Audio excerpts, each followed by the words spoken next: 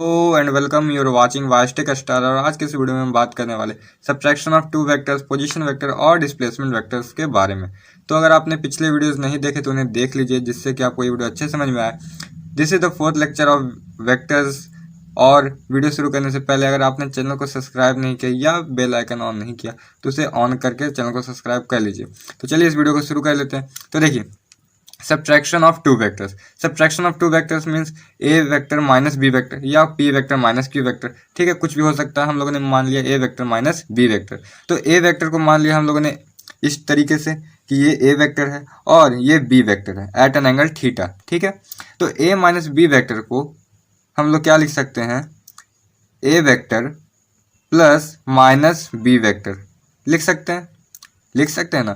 ठीक है, तो अब देखिए माइनस बी वेक्टर क्या होगा, बी वेक्टर ऐसे है तो minus B vector means negative vector of B vector. तो बी वेक्टर का निगेटिव क्या होगा, same magnitude of B but opposite direction of B. तो ये वेक्टर क्या हो जाएगा, माइनस बी वेक्टर। अब देखिए A vector plus minus B vector, तो ये एडिशन ऑफ वेक्टर में आ गया। अब हम लोगों ने एडिशन ऑफ वेक्टर्स को अच्छे से पढ़ लिया था, उसका फॉर्मूला भी निकाल लिया था रिजल्टेंट का, और उसके एंगल पे भी बात कर ली था। अब सिमिलरली हम लोग वो फॉर्मूला लगा लेंगे। तो चलिए देखते हैं, ये ए वेक्टर, अब इसे हम थोड़ी देर के लिए भूल जाएंगे क्योंकि हमें एडिशन किसका करना है, ए वेक्टर और माइनस बी वेक्टर का। तो ए वेक्टर और माइनस बी वेक्टर हमारे सामने है और इन दोनों के बीच का एंगल देख लेते कितना है। तो दोनों के बीच का एंगल कितना होगा, ये पूरा 180 होता है पाई, और ये थीटा माइनस, तो ये पाई माइनस थीटा क्या हो जाएगा, A and minus B vector का एंगल, और इसका रिजल्टेंट कहीं यहाँ पर आएगा, है ना। तो रिजल्टेंट को पहले निकाल लेते हैं। मान लिया ये रिजल्टेंट है R vector, resultant will be R vector. तो आर वेक्टर को हम लोग पहले मैग्नीट्यूड निकाल लेते हैं। चलिए आर वेक्टर के मैग्नीट्यूड पे पहले बात कर लेते हैं। तो magnitude addition of two vectors में हम लोगों ने क्या पढ़ा था, रूट ओवर ए और बी में है तो A square plus B square plus 2ab cos theta. लेकिन थीटा क्या था बताओ, थीटा क्या था, एंगल बिटवीन टू वेक्टर्स। तो ए और माइनस बी वेक्टर के बीच का एंगल क्या है, पाई माइनस थीटा। ठीक है, तो मैग्नीट्यूड क्या हो जाएगा, ए स्क्वायर प्लस बी स्क्वायर, अब देखिए प्लस 2ab। अब पाई मीन्स 180 पे कॉस साइन या साइन कॉस में चेंज नहीं होता, तो कॉस चेंज नहीं होगा, कॉस ही रह जाएगा, और थीटा है तो थीटा। अब लेकिन ये बात देखिए, पाई माइनस थीटा, पाई मीन्स 180 माइनस थीटा करेंगे तो ये किस क्वाड्रेंट में आएगा, सेकंड क्वाड्रेंट में, और सेकंड क्वाड्रेंट में कॉस निगेटिव होता है इसलिए माइनस हो जाएगा। माइनस समझ में आया। अब बस हमें इसे अरेंज कर लेना है, ए स्क्वायर प्लस बी स्क्वायर, ये माइनस आ गया जाएगा माइनस 2ab कॉस थीटा। ये हो गया हमारे आर वेक्टर का मैग्नीट्यूड। ठीक है, अब इसके डायरेक्शन पे बात कर लेते हैं। ठीक है, उससे पहले एक चीज़ देख लेते हैं छोटा सा, ये फोर्थ चारों क्वाड्रेंट है, तो ये फर्स्ट क्वाड्रेंट है, ये सेकंड क्वाड्रेंट, ये थर्ड क्वाड्रेंट और ये फोर्थ क्वाड्रेंट। तो देखिए कौन किस में पॉजिटिव होता है ये देखते हैं। इसमें ऑल पॉजिटिव होता है, मीन्स साइन कॉस, ठीक है, सेक कॉसेक टैन कॉस, इसमें सब पॉजिटिव होता है। सेकंड क्वाड्रेंट में साइन और 1/sin मीन्स कॉसेक पॉजिटिव होता है। सिमिलरली यहाँ पर थर्ड क्वाड्रेंट में इसमें साइन वाले था, इसमें साइन था, इसमें है टैन और कॉट पॉजिटिव होता है थर्ड क्वाड्रेंट में, और फोर्थ क्वाड्रेंट में होता है कॉस और सेक। तो सेकंड क्वाड्रेंट में कॉस क्या हो गया, निगेटिव हम लोगों ने ले लिया, लेकिन साइन रहता तो क्या होता, पॉजिटिव। ठीक है, अब इसके एंगल पे बात करते हैं। तो ये मान लिया हम लोगों ने angle with B, angle with B हम लोगों ने क्या मान लिया, अल्फा मान लिया। तो हम लोगों ने क्या, तो चलिए पहले देख लेते हैं टैन अल्फा। तो हम लोगों ने क्या निकाला था, एक मेथड कि याद रहे और कभी हम लोग भुलाए नहीं, तो हम निकाल किसके रिस्पेक्ट में रहे हैं, बी के। तो बी को लिख देंगे यहाँ, बी का मैग्नीट्यूड है ना, और बाकी कौन बचा, ए, तो ए प्लस ए, और टैन का मतलब क्या होता है, साइन बाय कॉस, साइन और कॉस। अब एंगल क्या दें, तो ए और माइनस बी वेक्टर के बीच का एंगल कितना है, pi minus theta, pi minus theta. अब तुम नहीं ना भुलाओगे, तो चलिए देखते हैं, ए साइन इतना by B cos pi minus theta. तो ये टैन अल्फा हमारा कितना आ जाएगा, tan alpha will be A. अब देखिए पाई पर चेंज नहीं आएगा तो साइन में रहेगा, और साइन थीटा पॉजिटिव होगा या नेगेटिव, तो सेकंड क्वाड्रेंट में तो साइन पॉजिटिव होता है तो ऊपर कोई दिक्कत नहीं होगा, बी। अब ए कॉस 180 पे कॉस ही रहेगा थीटा, लेकिन ये पाई माइनस थीटा किस क्वाड्रेंट में होगा, सेकंड में, है ना। पाई माइनस थीटा क्या होगा, सेकंड क्वाड्रेंट में होगा, ऑब्ट्यूस एंगल है, इसलिए ये यहाँ पर क्या आ जाएगा माइनस। तो अब tan थीटा इक्वल टू कितना आ गया, A sine theta by B minus cos theta, sorry A sine theta by B minus A cos theta. तो ये हो गया आर वेक्टर रिजल्टेंट वेक्टर का मैग्नीट्यूड और ये हो गया उसका डायरेक्शन विथ बी। ठीक है, अब हम लोग देख लेते हैं अगर हम लोग इसे फिर से डराइव करते हैं जैसे हम लोगों ने एडिशन ऑफ वेक्टर्स किया था कैसे होता। तो देखिए बी वेक्टर इस डायरेक्शन में है, ठीक है, ए वेक्टर इस डायरेक्शन में था, ठीक है, बहुत अच्छा, और माइनस बी किधर हो जाएगा, इधर होगा विद द सेम मैग्नीट्यूड। तो अब इससे हम लोग पैरेललोग्राम ड्रॉ कर सकते हैं, तो पैरेललोग्राम हम लोग ड्रॉ कर रहे हैं। तो देखिए ये हो जाएगा पैरेललोग्राम लॉ से, जिसमें ये मैग्नीट्यूड कितना हो गया बी और ये मैग्नीट्यूड ए है ना, तो ये बी तो ये भी ये ए तो ये भी है, क्योंकि पैरेललोग्राम में अपोजिट साइड इक्वल होता है, तो रिजल्टेंट कौन होगा ये। लेकिन इस बार क्यों माइनस आया यहाँ पर और यहाँ पर, तो यहाँ पर तो एंगल के कारण आ गया और नीचे भी एंगल के कारण, लेकिन क्यों आया वो देखते हैं। तो देखिए ये tan अल्फा है, तो देखिए इस बार अगर हम लोग परपेंडिकुलर ड्रॉ करेंगे और राइट एंगल ट्रायंगल फॉर्म करेंगे तो ये होगा वो right angle triangle. Addition of vectors में हम लोगों ने अच्छे से किया था, उससे प्लीज़ जाके अगर आप लोगों ने नहीं देखा तो देख लीजिए। तो इस बार क्या होगा कि ए का एक कंपोनेंट, तो ये अगर पाई माइनस थीटा है तो ये भी पाई माइनस थीटा होगा, पाई माइनस थीटा तो ये थीटा होगा, है ना। तो ए का एक कंपोनेंट इधर क्या हो जाएगा, ए का इतना कंपोनेंट क्या हो जाएगा ए कॉस थीटा, जिधर एंगल उधर कॉस और उसके परपेंडिकुलर वाले पे साइन, तो ए साइन थीटा। ठीक है, थोड़ा हौच पौच है लेकिन समझ गए ना। ए है, ए एट एन एंगल थीटा है, ए एट एन एंगल थीटा है, तो इधर क्या होगा ए कॉस थीटा और इधर क्या होगा ए साइन थीटा। ये कहने का मतलब ये हाइट भी क्या होगा ए साइन थीटा। तो इस बार अगर हम लोग tan अल्फा निकालने की कोशिश करेंगे, tan अल्फा निकालेंगे तो परपेंडिकुलर तो ए साइन थीटा हो जाएगा, ठीक है, बाय। लेकिन बेस इस बार छोटा हो गया, क्यों, क्योंकि बेस इतना पूरा नहीं था, इस बार बी नहीं है बेस और बेस इतना ही है, तो बी है टोटल, माइनस होगा ना ए cos theta, so B minus A cos theta. ठीक है, बहुत ही आसान है, आप लोग को अच्छे समझ में आ गया होगा। अगर समझ में आया तो अभी इस वीडियो को लाइक करना। चलिए आगे देख लेते हैं। अब हम लोगों ने एडिशन ऑफ वेक्टर और सब्ट्रैक्शन ऑफ वेक्टर में जो भी पढ़ा उसका समराइज करते हैं। ठीक है, तो देखिए मान लिया ये है ए वेक्टर, ठीक है, और ये है बी वेक्टर, ठीक है, ए वेक्टर और बी वेक्टर। अब हम लोग देख लेते हैं ए और बी से हम लोग एक पैरेललोग्राम हर बार ड्रॉ करते थे पैरेललोग्राम लॉ से, तो हम लोगों ने ड्रॉ कर लिया। तो ए और बी का रिजल्टेंट वेक्टर कौन होगा, जो इस पॉइंट से पास करेगा वेक्टर वो, ठीक है। इसे हम लोगों ने क्या नाम दे दिया A vector plus B vector, है ना। और एक बात प्रॉपर्टी है कि A plus B vector is equal to B vector plus A vector. कैसे आप कह सकते हो, तो आप इसमें ट्रायंगल लॉ लगा के देख लो, बी वेक्टर को यहाँ ले आओ तो ए प्लस बी आ जाएगा ये, और ए को अगर यहाँ लेके गए तो बी प्लस ए ऑर्डर में होगा तब भी हो जाएगा resultant, means A plus B A vector plus B vector is equal to B vector plus A vector.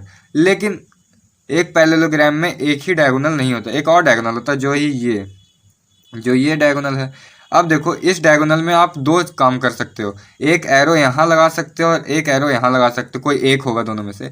तो आप किधर लगाओगे, जिधर भी आप एरो लगाओगे, चलो मान लिया इस तरफ आपने एरो दे दिया, तो इस बार आप देखो बी ऑर्डर ट्रायंगल लॉ से हम लोग क्या करेंगे, ऑर्डर में कौन है बी हेड, उसके बाद टेल, फिर हेड हेड, मीन्स हम लोग क्या कर सकते हैं बी वेक्टर और इस वेक्टर को हम लोग क्या कह दें, चलो एक्स वेक्टर कर दिया हम लोगों ने इसे, तो B vector plus X vector is equal to A vector. क्यों, क्योंकि ये ऑर्डर में और ये अपोजिट ऑर्डर में ट्रायंगल लॉ से। तो एक्स वेक्टर हमें पता करना, तो एक्स वेक्टर कितना आ गया A vector minus B vector, means ये जो सेकंड डायगोनल होगा आपका वो कौन है A vector minus B vector. अब इसे डायरेक्ट कैसे पता लगे, तो ए वेक्टर बी वेक्टर दिया हुआ है, जिधर हेड होगा ना, जिधर आपका हेड होगा वो माइनस दूसरा, इसको ऐसे भी समझ सकते हो, फाइनली जहां पर स्टॉप किया तो फाइनली स्टॉप कहां पर किया ए वेक्टर पे, तो A vector minus B vector final minus initial, ऐसे भी समझ गया। तो एक डायगोनल होगा addition vector, addition of two vector A and B, और दूसरा होगा उसका सब्ट्रैक्शन वाला। तो ये अगर है A vector minus B vector, तो देख लेते हैं, तो ये जो वेक्टर होगा ये वेक्टर बी है और ये ए है, तो ये कौन सा वेक्टर हो जाएगा, क्योंकि ये बी पे फाइनली स्टॉप हुआ तो ये हो जाएगा B vector minus A vector, means finally कहाँ पर रुका, बी पे, और चला था ए से तो B vector minus A vector. अब माइनस का क्या प्रॉपर्टी है कि A vector minus B vector is not equal to B vector minus A vector. Subtraction का वेक्टर नहीं इक्वल होगा, क्यों? क्योंकि आप खुद भी देख सकते हो इसका डायरेक्शन इस तरफ है, इसका डायरेक्शन इस तरफ है, तो वेक्टर इक्वल होने के लिए तो दोनों चीज़ चाहिए, मैग्नीट्यूड और डायरेक्शन। तो वेक्टर्स तो इक्वल नहीं है, लेकिन इन दोनों का मैग्नीट्यूड इक्वल होगा, इन दोनों का जो आएगा वो मैग्नीट्यूड इक्वल होगा। क्यों? क्योंकि ये डायगोनल है। अब पैरेललोग्राम का दूसरा डायगोनल का लेंथ कभी चेंज होगा क्या? नहीं। तो मैग्नीट्यूड वाइज सेम होंगे सब्ट्रैक्शन पे भी और एडिशन पर भी, लेकिन वेक्टर वाइज एडिशन होगा, सब्ट्रैक्शन नहीं होगा, क्योंकि डायरेक्शन अपोजिट होगा। तो आई होप आपको सब्ट्रैक्शन ऑफ वेक्टर अच्छे से क्लियर है। अगर क्लियर हो गया है और आपको कोई भी प्रॉब्लम नहीं तो वीडियो को अभी के अभी लाइक करो। अब हम लोग देखेंगे पोजीशन वेक्टर। ठीक है, पोजीशन वेक्टर को भी देख लेते हैं, बहुत आसान है पोजीशन वेक्टर। तो पोजीशन वेक्टर, तो पोजीशन वेक्टर क्या है?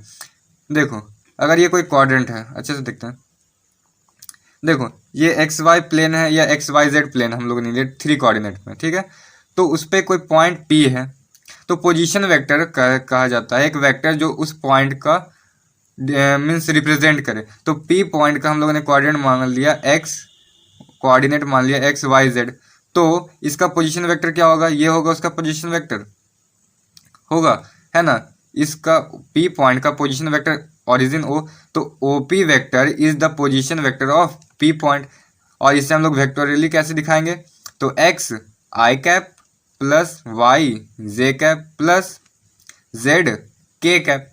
तो पी पॉइंट का कोऑर्डिनेट दिया हुआ था और कोऑर्डिनेट मीन्स पॉइंट एक रिप्रेजेंट किया हुआ था स्पेस में, और हमने उसे क्या कर दिया? वेक्टोरियली रिप्रेजेंट किया, जो कि उसका क्या हो गया?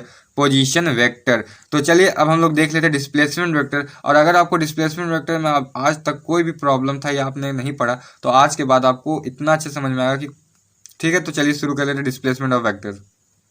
तो चलो देख लेते हैं डिस्प्लेसमेंट वेक्टर। डिस्प्लेसमेंट वेक्टर क्या? डिस्प्लेसमेंट मतलब क्या होता है कि शॉर्टेस्ट डिस्टेंस बिटवीन 2 पॉइंट, है ना। तो देखो, माना कि कोई ए पॉइंट पे था, तो ए पॉइंट का कोऑर्डिनेट क्या दिया हुआ? x1 y1 z1, और ए पॉइंट से कोई डिस्प्लेस होकर बी पॉइंट पे गया जिसका कोऑर्डिनेट क्या है? x2 y2 z2। तो हमें पूछ रहा है कि ए टू बी डिस्प्लेस हुआ, तो ए से बी डिस्प्लेस हुआ, तो ए बी डिस्प्लेसमेंट वेक्टर हुआ। यहाँ पर क्या हुआ? Displacement vector A B is the displacement vector, means कोई पॉइंट ए बी डिस्प्लेस किया। तो इस ए बी को हम लोग कैसे फाइंड आउट करेंगे? तो देखिए, ओ ए हम लोग निकाल सकते हैं। ए का पोजीशन वेक्टर ये होगा, ए का पोजीशन वेक्टर ये होगा, और बी का पोजीशन वेक्टर भी हम लोग यहाँ से निकाल सकते हैं, ठीक है। अब देखो यहाँ पर हम लोग लगाएंगे ट्रायंगल लॉ। ट्रायंगल लॉ क्यों लगाएंगे? कि हमें देखना है इसमें से रिजल्टेंट वेक्टर कौन है। ट्रायंगल लॉ का क्या एप्लीकेशन था कि हम लोग उससे निकाल सकते हैं रिजल्टेंट वेक्टर। तो देखेंगे ऑर्डर में कौन है। तो देखो यहाँ पर ओ ए वेक्टर जो है, ओ ए वेक्टर के बाद टेल आया, मीन्स ये और ये ऑर्डर में है, और ये अपोजिट ऑर्डर में हेड से हेड है। मीन्स हम क्या कर सकते हैं? ओ ए वेक्टर को हम लोग ए वेक्टर कह देते हैं, और ओ बी वेक्टर को हम लोग बी वेक्टर कह देते हैं, और इस ए बी वेक्टर को हम लोग ए बी वेक्टर कह देते हैं। ए से बी पॉइंट को ए बी वेक्टर कह देते हैं। तो चलो देखते हैं। तो A vector plus A B vector is equal to B vector, means A plus A B vector is equal to B vector, means B vector is the resultant vector. तो हमें निकालना क्या? ए बी निकालना है ना। तो ए B vector क्या हो जाएगा? B vector minus A vector. बहुत आसान। तो अब देखो, जब भी आपको डिस्प्लेसमेंट वेक्टर पूछे तो कंफ्यूज नहीं होना। अगर आपको ए बी वेक्टर पूछा, मीन्स वो फाइनली कहाँ पर रुक गया होगा? बी पर, है ना। जिसके पास हेड होता है उसी पर ना जाके रुकेगा। मैंने पहले ही वीडियो में इसे बता दिया था अच्छे से। तो ए बी वेक्टर का हेड कहाँ किसको मिलेगा? बी पर, क्योंकि बी पे रुका। तो इसे आप लिख सकते हो ए बी वेक्टर। जब भी आपको डिस्प्लेसमेंट वेक्टर पूछेगा ए बी का, तो आप लिख सकते हो फाइनल माइनस इनिशियल। फाइनली कहाँ पर रुकेगा? बी पर, और यहाँ पर ये लास्ट में लिखा रहेगा क्योंकि ए टू बी, तो फिर फाइनली क्या हो गया? बी पे रुका। ए से शुरू हुआ था, बी पे रुका, तो बी माइनस ए। मीन्स डिस्प्लेसमेंट वेक्टर को हम लोग किससे निकालते हैं? सब्ट्रैक्शन ऑफ वेक्टर से। तो ए बी वेक्टर को निकालते ही हैं।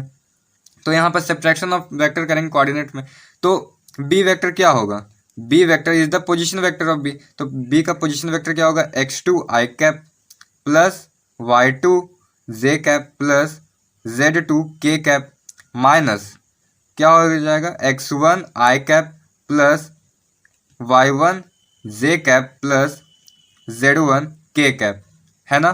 तो ए बी वेक्टर क्या हो जाएगा, अब आई को आई से आप सब्ट्रैक्ट करो, आई को आई के साथ सब्ट्रैक्ट करो, जे को जे से और के को के से करते हैं। तो चलिए, तो क्या हो जाएगा, x2 minus x1 I cap plus y2 minus y1 J cap plus z2 minus z1 K cap. तो ये हो जाएगा ए बी वेक्टर का डिस्प्लेसमेंट वेक्टर। ठीक है, अगर आपको मान लिया कि ये कोऑर्डिनेट सिस्टम दिया होता, बहुत अच्छा। अगर आपको कोऑर्डिनेट नहीं दिया हो रहा था, सिंपली दिया हो रहा था, तो कैसे निकालते आप ए बी का डिस्प्लेसमेंट वेक्टर। ये दूसरा है, ये एक फॉर्म था जब आपको कोऑर्डिनेट दिया हुआ रहेगा, और एक फॉर्म रहेगा कि अगर आपको ए बी वेक्टर दे दिया, ए वेक्टर दे दिया, बी वेक्टर दे दिया और ए बी के बीच का एंगल दे दिया थीटा, तो डिस्प्लेसमेंट वेक्टर क्या हो जाएगा, ए से बी। फाइनली किस पे रुका होगा, ए बी वेक्टर हमें फिर से निकालना है, तो फाइनली किस पे रुका होगा, बी पे। तो it is B vector minus A vector. सब चीज़ आपको पता है, मैग्नीट्यूड भी निकल जाएगा, रूट ओवर क्या हो जाएगा, magnitude root over A square plus B square minus 2ab cos theta will be the magnitude, और डायरेक्शन भी आप निकाल लोगे फॉर्मूला से, ठीक है ना। अब इस क्वेश्चन में भी देख सकते हो कि अगर ये दिया हो रहा था पूरा, देख लेते हैं, ये दिया हो रहा था θ1 और ये दिया हो रहा था θ2, तो इसके बीच का एंगल क्या हो जाता, θ1 माइनस θ2। जैसे भी आपको दिया हो जाएगा आप निकाल सकते हो। मीन्स इसमें हम लोग क्या समझे कि डिस्प्लेसमेंट वेक्टर निकालना है, और लिखा रहेगा हमें A B vector, so B vector minus A vector, और लिखा हुआ अगर रहता है बी ए वेक्टर, तो क्या निकालते हैं, A vector minus B vector. Means finally किस पे रुका हुआ, ए पर, तो फाइनल माइनस इनिशियल। ठीक है, डिस्प्लेसमेंट वेक्टर समझ में आया। तो चलिए अब इस पर एक क्वेश्चन कर लेते हैं। तो चलिए क्वेश्चन लिखते हैं। So P vector is equal to हम लोग ले लेते हैं -5 i cap plus J cap plus 2k cap, और क्यू वेक्टर को हम लोग ले लेते हैं, कुछ भी रैंडम ले लेते हैं, 10 i कैप ले लेते हैं -2 j कैप और -k कैप। और हमें पूछा Q minus P vector, Q P vector, तो ये फाइनली किस पे रुका होगा, पी पर। यहाँ पर ड्रॉ करके अच्छे समझ लेते पहले बार के लिए। तो पी वेक्टर यहाँ पर होगा, क्यू वेक्टर यहाँ पर होगा। तो पी क्यू वेक्टर कैसे रिप्रेजेंट होगा, पी से क्यू से शुरू होगा और पी पे एंड होगा, तो फाइनली किस पे रुका होगा, पी पर। So it is P vector minus Q vector. तो सिंपली हम लोग इन दोनों को सब्ट्रैक्ट कर लेंगे, मीन्स पी माइनस क्यू, है ना। तो p माइनस क्यू क्या हो जाएगा, जल्दी जल्दी करते हैं। तो p इज -5 और इसमें माइनस लगेगा तो क्या होगा, -10 i कैप, उसके बाद प्लस j के साथ 1 होगा, 1 कॉफिशिएंट होगा 1, और माइनस माइनस प्लस हो जाएगा +2 j कैप, और लास्ट में 2 और माइनस माइनस प्लस हो जाएगा कितना 1 k cap. So Q P vector क्या आ जाएगा हमारा, -15 i cap plus 3 J cap और +3 के कैप। तो this is the displacement vector, this is QP vector. ठीक है, अब एक क्वेश्चन और ले लेते हैं जो कि और भी अच्छा है। तो क्वेश्चन क्या दिया हुआ है, if P vector plus Q vector magnitude is equal to P vector minus Q vector. ठीक है, तो दोनों का मैग्नीट्यूड अगर सेम है, प्लस पी प्लस क्यू और का मैग्नीट्यूड और P vector minus Q vector का मैग्नीट्यूड इक्वल है, so find the angle between P and Q. तो angle between P and Q क्या होगा, तो इसके लिए आपको इतना ज़रूरी नहीं कि आप हर चीज़ को कंडीशन को फॉलो करें, बहुत आसान तरीका है। देखो पैरेललोग्राम ड्रॉ कर लो, क्यू होगा कोई, पी होगा, है ना। अब पी प्लस क्यू वेक्टर कौन होगा, ये वेक्टर होगा, और p माइनस क्यू वेक्टर कौन होगा, p पे हेड मिलेगा इसका, है ना, तो ये होगा। तो चलो अब देखो ये दोनों डायगोनल इक्वल कब होता है, पैरेललोग्राम में कब इक्वल होगा, जब ये चाहे तो एक रेक्टेंगल बन जाए, जब रेक्टेंगल बन जाए या फिर एक स्क्वायर बन जाए।